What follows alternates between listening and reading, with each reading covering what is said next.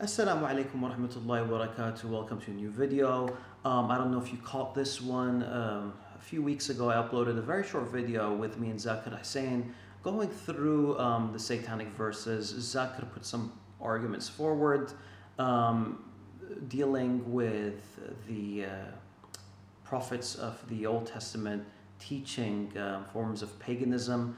I, on the other hand, simply put up a challenge, which was something along the lines of prove that these satanic verses occurred in Islam. One single authentic report is all that I required. In any case, a few days later, I come across a video that lists something like 50 sources for these satanic verses. Not a single one of them is authentic. Let's get to it via intro. Now, for those that aren't aware, this is how the Satanic verses incident kind of goes. Basically, the Prophet, peace be upon him, is in Mecca. This is during the Meccan era, and he's reciting Surah Al-Najm, a chapter of the Quran, the chapter of Al-Najm. And when he's reciting it, when he mentions the false goddesses of the pagans, of course, the verses in Surah Al-Najm basically condemn the false idols. But in this particular incident, Satan comes and whispers to the Prophet, peace be upon him, some other words in praise of the idols. And the Prophet, peace be upon him, is confused. And due to this, he recites these aloud, and the pagans basically are rejoicing, happy that Muhammad, peace be upon him, started to praise their idols. And basically, Gabriel comes to him and rebukes him and tells him, recite what you just recited. And he said, I didn't teach you those things. And then that's pretty much it. Gabriel corrects the Prophet's recitation.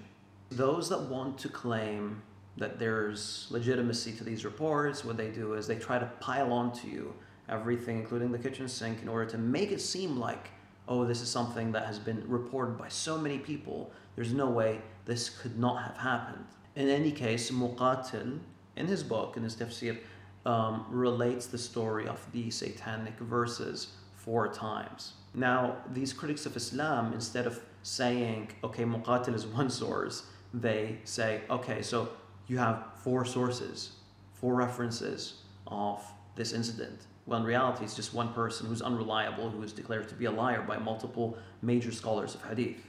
Another form of them doing this is, they'll be quoting a single source through multiple different paths. So, for example, they'll quote At-Tabari's path to Mu'tamir from Dawood bin Abi Hind from Abu al-Aliya, which is fine. And then they'll quote both At-Tabari again and Yahya bin Salam's report from Hamad, from Dawood, from Abu al-Aliya. And then they'll quote a Suyuti twice, who's quoting At-Tabari, Ibn Abi Hatim, and Ibn Mardawayh. Now, everything you're looking at here is from one single source, Abu al-Aliya, who's a 2nd generation Muslim that never witnessed the events, and therefore you can't really rely on him. In any case, if you actually go through these reports, they're referred to as mursal sahih. What that means is that they're mursal, as in they're disconnected. However, these reports are sahih to these narrators, so these reports are authentically attributed to these narrators. However, these narrators never heard from the Prophet, peace be upon him. They were not there to witness these events. Now, someone might say, oh, but these are 2nd generation Muslims, which is really early. Well, even though that's the case, it's not necessary for a 2nd generation Muslim to take from a 1st generation Muslim. Ibn Hajar himself mentions that there are some cases in which a 2nd generation Muslim will narrate from another 2nd generation Muslim who will narrate from another 2nd generation Muslim down 6 or 7 times. So if there's a single one of those narrators who's anonymous, who's unreliable, you simply can't rely on the report. If the 2nd generation Muslim is not mentioning his source, you simply can't rely on him. Now, in regards to this idea of mursal reports and can they be relied upon, yes, there were some Muslims in the past that have relied on mursal reports. However, according to the scholars of hadith themselves, they did not rely on these reports, and Ibn Salah mentions the consensus that these were tossed away.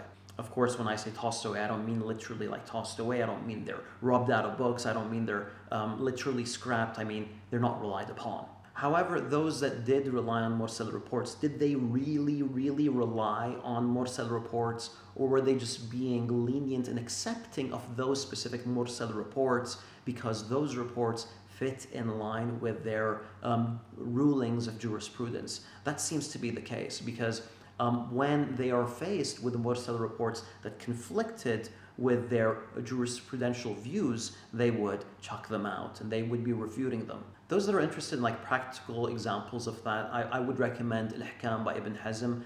He actually lists out examples of early scholars that were lenient towards mursal reports, unless it was a mursal report that kind of conflicted with them. Then they would say, nah, we can't rely on mursal reports. But yeah, those are in regards to some of the fuqaha. However, Ahlul Hadith, the scholars of Hadith, they were not off this stance. They were simply against mursal reports in general. As Ibn Salah again says, there's a consensus amongst Ahlul Hadith in regards to this idea. Of course, objectively speaking, if we're going to be rational, you can't rely on a mursal or a disconnected report simply because you don't know who narrated it. You don't know the source of it. You don't know if it's connected to the Prophet, peace be upon him, or not, if it comes from a liar. And that's why we have to be careful and not accept disconnected reports. Now, in regards to the satanic verses, it has come through multiple mursal paths from the narrations of Qatada, Abu Bakr bin Abdurrahman bin al-Harith. You have paths from Sa'id bin Jubair and Abu al-Aliya al-Basri. Al-Albani points out that each of them pass away from between the years 90 after Hijrah to around the year 110, 115, something along those lines. So yeah, they pretty much all die around 100 years after the incident took place. On the other hand, the first generation of Muslims narrated something that provides a different perspective of the events. And this is what they narrated. Ibn Mas'ud, a companion of the Prophet, peace be upon him, narrates the Prophet, peace be upon him, recited Surah Al-Najm and everyone with him prostrated, including the kuffar, with the exception of Umayyah bin Khalaf. Ibn Abbas, also a companion, narrates from the path of Ikrimah that the Prophet, peace be upon him, prostrated after reciting Surah Al-Najm, as well as the Muslims, polytheists, humans, and jinn. Abu Huraira, also a companion, narrated that the Prophet, peace be upon him, prostrated when reading Surah Al-Najm, and everyone prostrated with him except for two men. Abu Huraira comments, those two men, they simply wanted to stand out. Al-Muttalib bin Abi Wada'a, who was a non-Muslim at the time, narrated the Prophet, peace be upon him, prostrated while reciting Surah Al-Najm, and everyone prostrated along with him. Al-Muttalib himself says that he did not prostrate. This rendition of events without the wild details isn't something that's only specific to the first generation. It was also narrated later on. You have, of course, Amr al-Sha'bi in Musannaf ibn Abi Shaybah, who narrates the incident in the same way as the companions of the Prophet, peace be upon him. So what we have is 4 cases of the companions of the Prophet, peace be upon him, narrating the incident of the satanic verses without any mentioning of the satanic verses. One of them was even a polytheist at the time. So we can come to the conclusion through this that the Prophet, peace be upon him, did recite Surah Al-Najm, the correct Surah Al-Najm, without any details of Satan interfering or anything like that. And that's how the incident was recorded. That's what was known, that's what was accepted, and it later on evolved into something else. You see, the idea of the satanic verses is too big of a detail to leave out. Originally, the focus was the Prophet, peace be upon him, recited Surah Al-Najm, the polytheists prostrated. That was the focus of the reports. However, in the second version, this evolved version, the focus is not on the idea of them simply prostrating. The focus is on this idea of Satan getting involved and putting in words into the Quran. It's quite a shift. Now, someone may be asking, what would cause the polytheists to prostrate in the first place?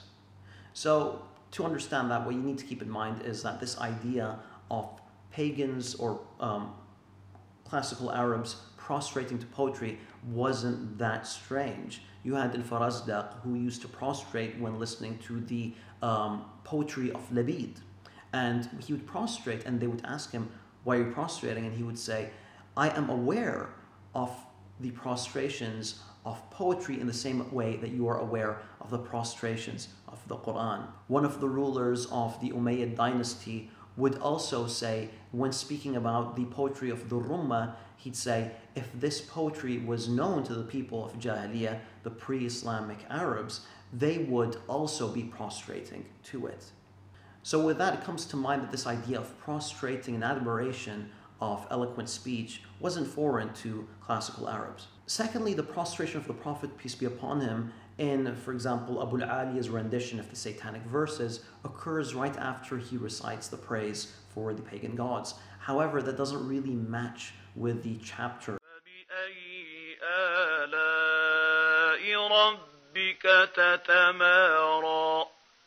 هذا نذير من النذر الأولى أزفت الآزفة ليس لها من دون الله كاشفة أفمن هذا الحديث تعجبون وتضحكون ولا تبكون وأنتم سامدون فاسجدوا لله واعبدوا. And with this, the people of Mecca, the Muslims and the non-Muslims prostrated to Allah. Remember, this order occurs at the end of the chapter and not at the end of the first third of the chapter. And before ending this video, I'd like to share my thoughts in regards to some questions that will probably come up. So question number one, did the Tabi'een, second generation Muslims that narrated this hadith, believe in it? Answer, that's not necessarily the case. You will often find narrators narrating hadiths from their teachers. However, when they're narrating hadith without mentioning a source, they'll narrate something quite different.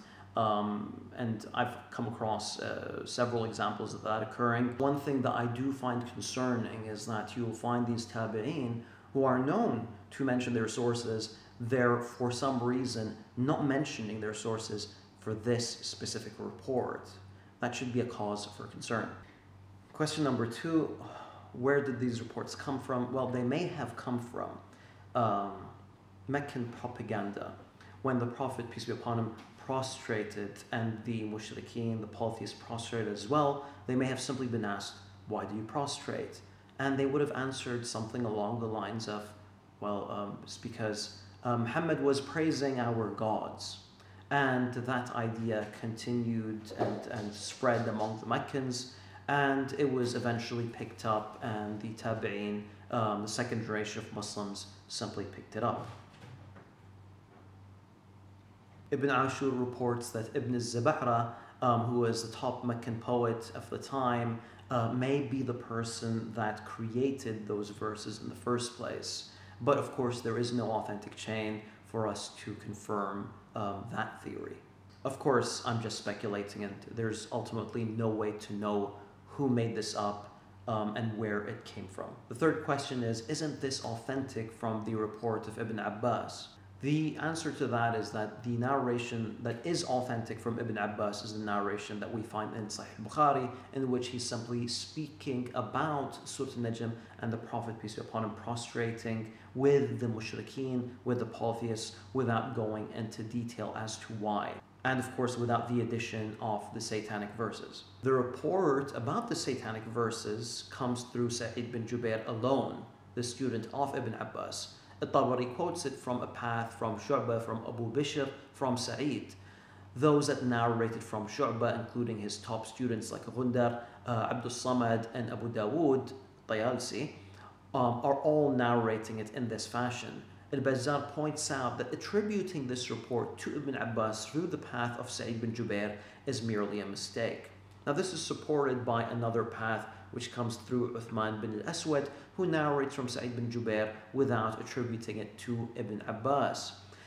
Al-Wahidi narrates one of these chains in Asbab al-Nuzul, and Ibn Mardawayh narrates another one in his newly published tafsir. Keep in mind that Ibn Mardawayh also quotes a report that has Sa'id bin Jubair linking it to Ibn Abbas, but that conflicts with the two previous reports from Uthman bin Aswad. This, of course, conflicts with the report of Shu'bah that I mentioned previously. It also conflicts with the report of Ikrimah that is mentioned in Sahih al-Bukhari. So why do such mistakes occur? Well, there is a term for this which is referred to as suluk al-jadda, basically, which translates to following the path. People are used to saying Sa'id bin Jubair from Ibn Abbas because it's his main teacher, so they make the assumption that the narrations of Sa'id are from Ibn Abbas. Of course, in this case, it's not. Another question would be, what are my thoughts on Salman Rushdie's book? It's a novel, I couldn't care less. I don't do book reviews, or at least novel reviews on this channel or any channel. Not my thing.